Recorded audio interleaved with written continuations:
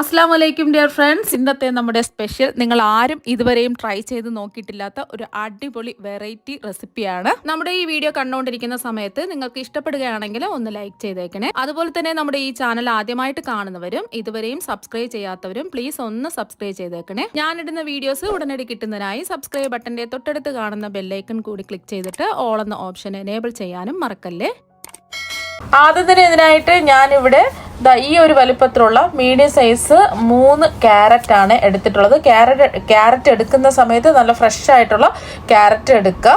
ക്യാരറ്റിന്റെ തൊലിയെല്ലാം ഒന്ന് പീൽ ചെയ്ത് മാറ്റിയതിന് ശേഷം വലിയ ഹോളുള്ള ഗ്രേറ്ററിൽ വെച്ചിട്ട് ഇതൊന്ന് ഗ്രേറ്റ് ചെയ്തെടുക്കുക.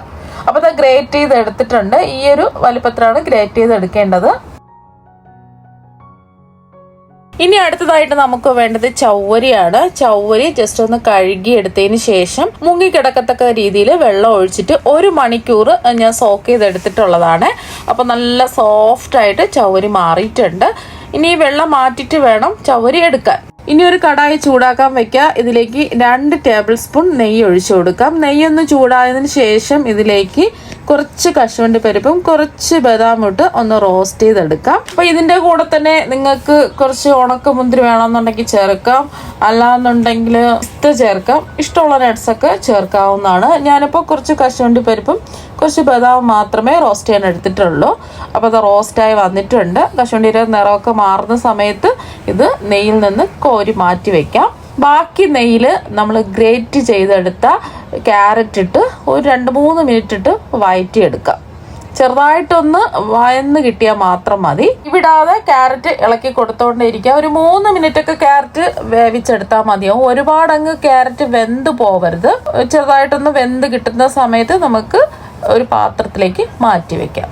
ഇനി വീണ്ടും അതേ കടായി ഇതാ എടുത്തിട്ടുണ്ട്. ഇതിലേക്ക് 1-2 ടേബിൾ സ്പൂൺ വെള്ളം ഒഴിച്ച് ഒന്ന് തിളപ്പിക്കുക. ഇങ്ങനെ തിളപ്പിക്കുന്നത് നമ്മൾ ഇതിൽ കട്ടിയുള്ള പാലാണ് ചേർത്ത് കൊടുക്കാൻ പോകുന്നത്. അപ്പോൾ പാൽ അടിക്ക് പിടിക്കാതിരിക്കാനാണ് ഇങ്ങനെ വെള്ളം ഒഴിച്ച് തിളപ്പിച്ചതിന് ശേഷം കുറച്ച് വെള്ളം എടുത്താൽ മതിയേ. 1-2 ടേബിൾ സ്പൂൺ വെള്ളം എടുത്താൽ മതിയാവും. എന്നിട്ട് കട്ടിയുള്ള 1 ലിറ്റർ പാല് ഇതിലേക്ക് ഒഴിച്ചു കൊടുക്കാം. എന്നിട്ട് കൈവിടാതെ തന്നെ ഇളക്കി കൊടുക്കുകയും വേണം. പാലൊന്ന് തിളച്ച് വരണം. ഇപ്പൊ പാല് തിളച്ച് വന്നിട്ടുണ്ട്. ഇനി പാല് ഇതുപോലെ സൈഡിൽ പറ്റി പിടിച്ചിരിക്കുന്നതൊക്കെ ഇതുപോലെ ഒന്ന് ഇളക്കി ഇട്ട് കൊടുക്കുക. ഇനി ഇതിലേക്ക് നമുക്ക് വെള്ളമൊക്കെ മാറ്റിയെടുത്ത ചവ്വരി ഇതിലേക്ക് അങ്ങ് ചേർത്ത് കൊടുക്കാം. ഈ ചവ്വരി ഒന്ന് വെന്ത് വരണം. ചവ്വരി ചേർത്ത് കൊടുത്തിട്ട് വീണ്ടും ഇളക്കി കൊടുത്തോണ്ടേയിരിക്കാം. ഒരു 3-4 മിനിറ്റ് ആവുന്ന സമയത്ത് ചവ്വരി നല്ല കണ്ണാടി പോലെ വെന്ത് കിട്ടും. ഇപ്പൊ ചവരിയൊക്കെ നന്നായിട്ട് വെന്ത് കിട്ടിയിട്ടുണ്ട്. ഇനി ഇതിലേക്ക് നമ്മൾ ചേർത്ത് കൊടുക്കുന്നത് നേരത്തെ വഴറ്റി മാറ്റി വെച്ചിരിക്കുന്ന ക്യാരറ്റ് ഇതിലേക്ക് ചേർത്ത് കൊടുക്കാം. ക്യാരറ്റും കൂടെ ചേർത്ത് കൊടുത്ത് ഒന്ന് ഇളക്കി കൊടുക്കുക. ഒരു 3-4 മിനിറ്റ് എങ്കിലും ഇളക്കി കൊടുക്കുക.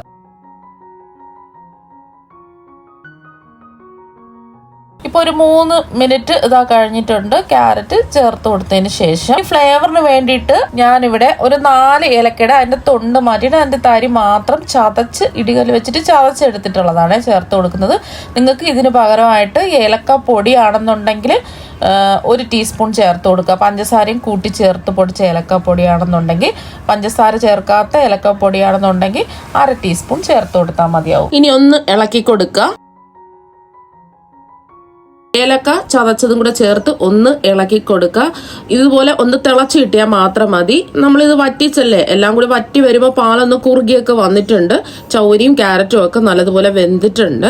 ഇനി ഒരുപാട് സമയത്ത് ഇളക്കേണ്ട ആവശ്യമൊന്നുമില്ല. തിളച്ചതിന് ശേഷം ഇത് ഒന്ന് ചൂട് മാറണം. ചെറിയൊരു ചൂട് ഉണ്ടാവാനേ പാടുള്ളൂ. നമ്മൾ കുടിക്കാൻ പാകത്തിലുള്ള ചൂട്, ചെറിയൊരു ചൂട് മാത്രമേ പാടുള്ളൂ.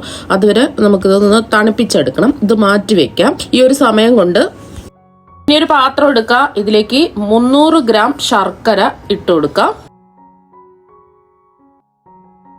ഇനി ഇതിലേക്ക് ഒരു 1/4 കപ്പ് വെള്ളം ഒഴിച്ചിട്ട് ശർക്കര ഒന്ന് ഉരുക്കിയെടുക്കാം. നമ്മൾ ഈ ക്യാരറ്റ് പായസം തയ്യാറാക്കുന്നത് പഞ്ചസാരയിലല്ല, ശർക്കര വെച്ചിട്ടാണ് നമ്മൾ ഈ പായസം തയ്യാറാക്കുന്നത്. അപ്പൊ അതുകൊണ്ട് നമ്മൾ തയ്യാറാക്കിയ പായസം ഒരുപാട് ചൂടുണ്ടാവാൻ പാടില്ല. ഈ ശർക്കര പാനി ചേർക്കുന്നത് കൊണ്ട് പായസം പിരിഞ്ഞു പോവും.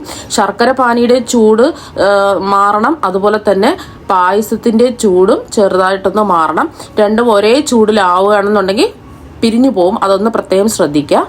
ശർക്കര പാനി ഇതാ ഇവിടെ റെഡി ആയിട്ടുണ്ട്.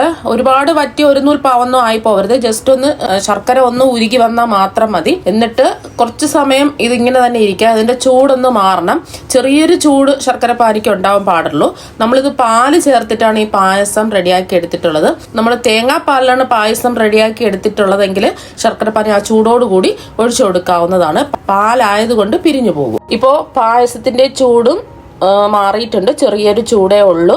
ഇനി ഈ ഒരു സമയമാണ് നമ്മൾ ശർക്കര പാനി ഒഴിച്ചു കൊടുക്കേണ്ടത്. ഒന്ന് ഇളക്കി കൊടുത്തതിന് ശേഷം ശർക്കര പാനി ഒഴിച്ചു കൊടുക്കുക. നമ്മളിതിൽ ശർക്കര പാനിക്ക് പകരം നിങ്ങൾക്ക് പഞ്ചസാരയോ കണ്ടൻസ് മിൽക്കോ ഏത് വേണമെങ്കിലും ചേർക്കാം. ശർക്കര പാനിയിൽ ചെയ്തിട്ടെടുക്കുമ്പോഴാണ് പ്രത്യേക ഒരു ടേസ്റ്റ് കിട്ടുന്നത്. നമ്മൾ ഉരുക്കിയെടുത്ത ശർക്കര പാനിയിൽ കല്ലും മണ്ണും അഴുക്കൊക്കെ ഉണ്ടെന്നുണ്ടെങ്കിൽ ചൂടോടുകൂടി തന്നെ അരിച്ച് വെക്കുക. എന്നിട്ട് വേണം ഇതിലേക്ക് ഒഴിച്ചു കൊടുക്കുക. ശർക്കര പാനി ചെറിയ ചൂടോടുകൂടി ഇതാ ഒഴിച്ചു കൊടുത്തിട്ടുണ്ട്. എന്നിട്ട് ഒന്ന് ഇളക്കി കൊടുക്കുക. ഇനി ഇതിലേക്ക് നമ്മൾ റോസ്റ്റ് ചെയ്ത് മാറ്റി വെച്ചിരിക്കുന്ന കശുവണ്ടി പരിപ്പും ബദാമും ഇതിലേക്ക് ചേർത്ത് കൊടുക്കാം. ഇനിയൊന്ന് ഇളക്കി കൊടുക്കാം. ഇത് നമ്മൾ പാലിൽ ചെയ്തത് കൊണ്ട് തലേ ദിവസം നമുക്ക് ചെയ്തു വെച്ചിട്ട് അടുത്ത ദിവസം എടുക്കാവുന്നതാണ്. ഒന്നും ചെയ്യില്ല. പാല് കുറച്ച് വറ്റിച്ചല്ലേ നമ്മൾ ഇതെല്ലാം എടുത്തിട്ടുള്ളത്. അതുപോലെ തന്നെ ഇത് ഫ്രിഡ്ജിൽ വെച്ചിട്ട് തണുപ്പിച്ചും കഴിക്കാവുന്നതാണ്. നല്ല ടേസ്റ്റ് ആണ്.